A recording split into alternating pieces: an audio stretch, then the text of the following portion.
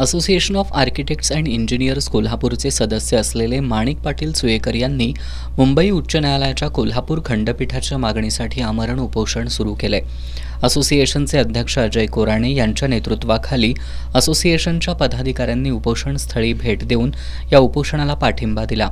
यावेळी असोसिएशनचे अध्यक्ष अजय कोराणे, संचालक उमेश कुंभार, प्रशांत पत्की, उदय निचिते, सभासद शिवाजी पाटील आदींनी माणिक पाटील यांच्याकडे पाठिंब्याचं पत्र सुपूर्द केलं.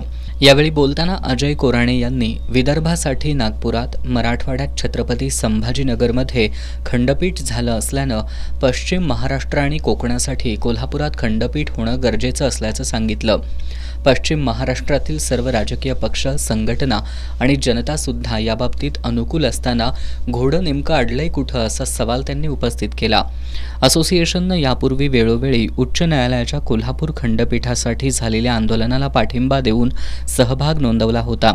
त्याचबरोबर मुख्यमंत्री, पालकमंत्री यांना भेटून निवेदनं देऊन उच्च न्यायालयाचं कोल्हापूर खंडपीठ व्हावं यासाठी आग्रही भूमिका मांडली आहे.